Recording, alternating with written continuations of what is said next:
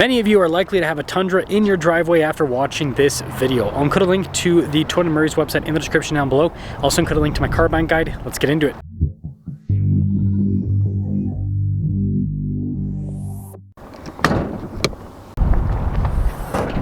Under the hood, we have a twin-turbo 3.4-liter V6 that goes through a 10-speed, fuel economy 17 around town, 22 on the highway, with power outputs being 389 horsepower and then 479 pound-feet of torque. I'm trying to hit 500,000 subscribers before the end of the year. I'd really appreciate it if you'd help out with that. Now, just like most pickup trucks, the hood has kind of a muscular design with it being raised on either side. If we continue just down below, you can see the headlights have a teardrop appearance. And just next to that, we've got the blacked out grille, and this has fog lights as well as parking sensors. And altogether, that blacked out appearance makes the Tundra look quite a bit sportier. Now, popping around to the side, our tire wheel setup is 265 by 70 by 18. We've got metallic gray wheels. Just above that, we've got the unpainted fender flares. And stuff like the mirror caps and the door handles are painted to match. The new Tundra is coil sprung, and this has the SX package, so you got the decal. Taking a few steps back and taking in the whole truck, I think the proportions are really solid on this. Speaking of solid, key fob features are pretty good as well. We've got our lock unlock drop down for the tailgate Toyota logo as well. This already has bed liner from the factory, so you are all good to go for grip and protection. Lifting up the tailgate is light Tundra stamped into the tailgate. Right next to that, we've got a triple light design, parking sensors here in the rear, as well as some lights there around the license plate cover. So for a more baseline package on the Tundra, I think it looks pretty good on the exterior. I do think it's important for us to have cool looking baseline trucks because a lot of people want the looks, but they don't want all the crazy fancy features inside. And while we're talking about inside, let's check it out. Next, you get soft touch on the door panel, plenty of storage down below. We do have cloth seats, which is pretty typical of this particular segment. Not a perfectly flat load floor, but we do have storage underneath the seats. Being a full-size pickup truck, we've got tons of legroom. This does have cup holders in the back, vents, extra storage, and then some USB ports. Headroom here in the back is also really good. Let's now pop up front, keyless entry by the way. Soft touch at the top of the door panel, also down below where you rest your arm. Blind spot monitoring with the mirrors. You've got power mirror adjustments too. 1,380 pounds of payload capacity. And these nice front cloth seats, power adjustable with lumbar support. The passenger seat's manual with the adjustments. Now, very important, this is equipped with auto stop start, but you can turn it off. One thing we're not turning off is the truck. Let's see how it sounds. Decent. So this has more basic trim around the steering wheel, but it kind of has a more premium finish for a baseline material. And then on the steering wheel itself, we've got adaptive cruise control. You've got your lane departure. On the left-hand side, you've got volume voice command controls for the center screen, and just basic traditional stocks behind the steering wheel. Mostly analog gauge cluster with that small digital element, which you can change when information is displayed, so it's pretty customizable. Now the next bit of tech is the backup camera. This is standard on all trucks, of course. But then the infotainment system, well, it's the standard version, I guess we could say. It's pretty quick to respond, but yeah, a little itty-bitty screen, that's for sure. But what's not itty-bitty are the climate controls. So single zone climate, big chunky buttons for everything. You also have a big chunky button for the stability control, the hazard lights, and then below that we've got our auto hold and parking brake. Real shifter here in the center, plenty of storage in the center too. They also include the drive mode select and tow haul mode here in the center area, and the drive line. This has a part-time four-wheel drive system. The last thing in the center is the center console. Good storage space inside, USBs. You have a little window you can open to access it easily too. And when it comes to storage, there's more above the glove box. Got a manual mirror dimmer here, and then this is actually for the rear window. The whole thing goes up and down, which is kind of a cool Toyota feature.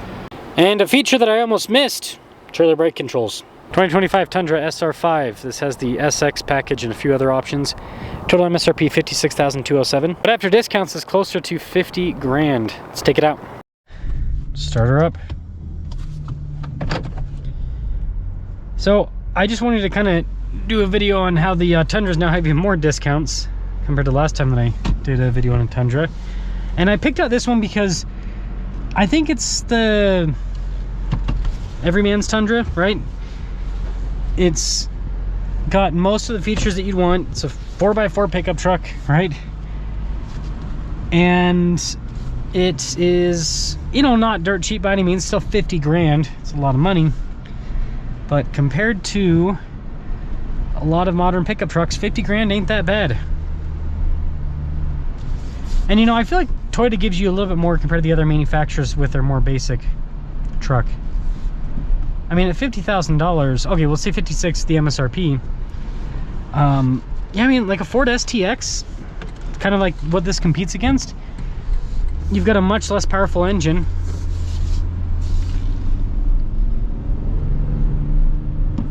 Look at that torque. This has got tons of power because you got the 2.7 V6 in the Ford at this price point.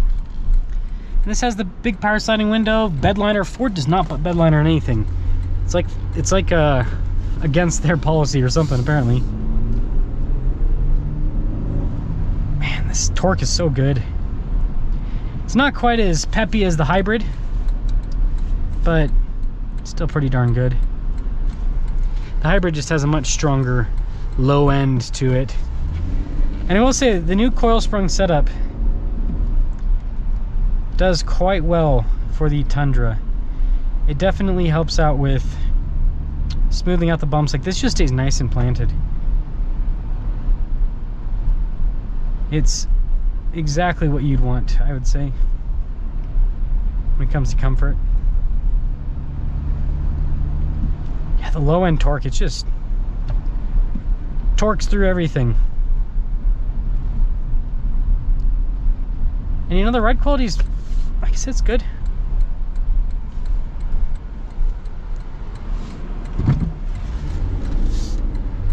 And you get that torque down low. Like, you just feel this big shove right off the bat. It's very impressive.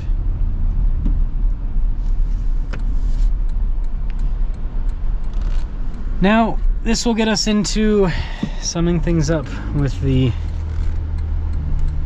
Tundra. I'm really impressed with the torque. I think the SX looks great. Again, it's everything you need, nothing you don't. And the price point now is not bad. I mean, this is almost, again, it's $50,000 roughly. It's almost the price of the average brand new car for a full-size pickup truck with bed liner. With bed liner. So if you weren't, here's the thing is, I'm not gonna say, oh, yep, gotta go buy a Tundra, don't buy a Ford or Chevy or Dodge or whatever. I would at least go and check one out. I mean, like, considering what Toyota's selling these for, I think it's at least worth a look.